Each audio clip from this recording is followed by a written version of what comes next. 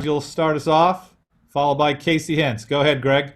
Thanks, Tomari. Of course, thank you for having me. Yeah, thanks for joining us, Tomari. Notre Dame is top in the ACC and fewest sacks allowed. What's the key to trying to get some pressure on Ian Book to make him make some mistakes and being able to control the line of scrimmage?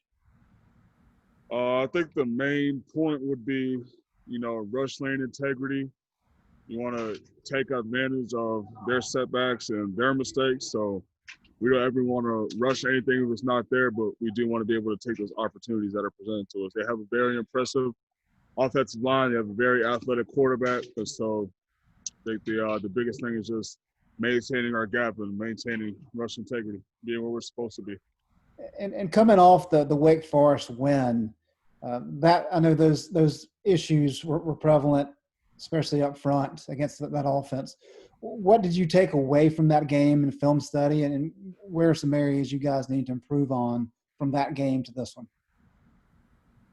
I would say honestly, probably just communication, things like that. We got to understand, when it's time to get off the field, third and long, things like that. You got to have a pass rush mindset. You got to know who's where.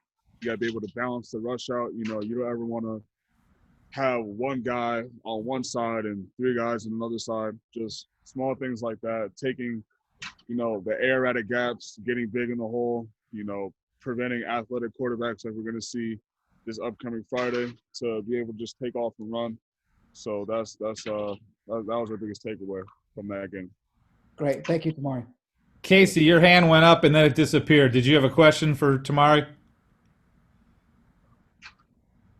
Okay, Matt Fortuna, go ahead, then followed by Ross. Hi, Tomari. Thanks for doing this. I'm curious, what's it like going against your guys' offense in practice when you guys do go ones versus ones? I mean, as far as keeping the pace, the tempo needed, the conditioning needed, and how much does that help you guys when you play another team on Saturday that's not going to go as fast as your offense does? It helps a lot. We have one of the best offenses in the country. We have some of the best alignment in the country, I feel like.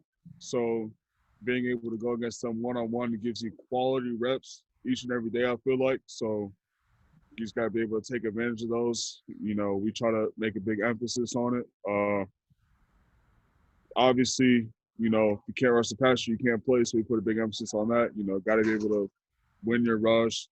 We do different kind of stunts, different kind of twist game, things like that. So just being blessed to be able to have such a good O-line to work with is an amazing advantage, I feel like. Ross Martin. Hey, Tomari. I was wondering what you thought about the defensive line rotation in the last couple of games. I know you've been working in a lot of younger players, how it's been going for you and Raymond and Jaleel. I think it's solid. I think everyone's time's coming. I think young guys are starting to come along really well. Just out of fact to being able to trust them in a game in crucial situations, things like that. So when you have that kind of trust, it makes it a lot easier on guys like me, Ray, Jalil, Zach, and anybody else who's getting in, because now we don't have to play 5, 10, 15 plays in a row depending on how long the drive is. It could be 2 and out, it could be 3 and out, it could be they come in every third down, it could be we come in every third down. So it just helps everybody stay fresh, and it really just helps with the efficiency of our defense. Is there one young player that you think has really stood out in the last couple of games that's really helped the defensive line? I don't want to give it to him just yet, but I think Miles stepped up. Him and Clyde really both of them have been coming into their own, forging their own path, things like that. They're getting the plays down, and we're being able to trust them in together. Miles still has some work to do technique-wise, but he's crazy explosive. He knows how to make plays. He gets pushed. He gets knocked back. He could be in the backfield. So if I'm going to give it to anyone, it'll probably be him. He's doing the best he can to learn everything possible. Great. Thanks, Tomari. Excuse me. Got 2 more for Tomari. Andrew Jones, then David Teal. Hey, Tomari, Notre Dame's averaging about 230 yards on the ground. what do you anticipate might be the primary challenge going up against their ground attack? I guess a running back like that, he's really explosive. Watching film on him, he's a quick guy. So a big emphasis, I feel like, is got to stay in our gap. You know, you can't pop holes on a guy like that, because if you do, he'll make you pay.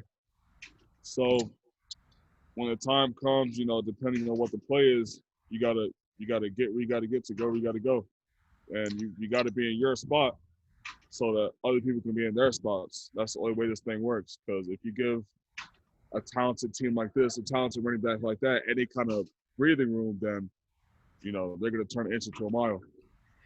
When you got a game like this coming up and now you have exams behind you and it's just football, how do you kind of pace your excitement, pace whatever kind of energy you have building up to something like this so you don't expend it all before you get to Friday?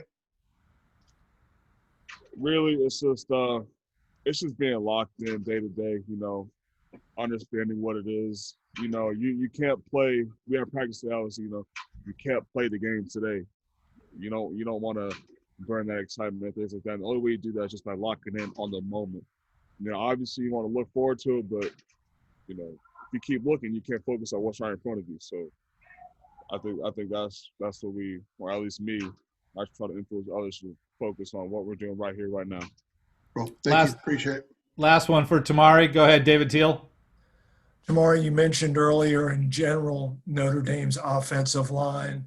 In your video study, has Liam Eichenberg, number 74 for them at left tackle, stood out? And if so, what about him? Obviously very talented, just like the rest of his teammates. We don't try and focus on any one person in particular too much, because you don't want to play against a name. You want to play against a player. But you know, respect to him. He's doing his thing. He's obviously very good, just like the rest of his teammates. So we just have to come in prepared, and you know, we do our jobs, and we'll be fine. All right, Tomari, thank you very much. Appreciate it.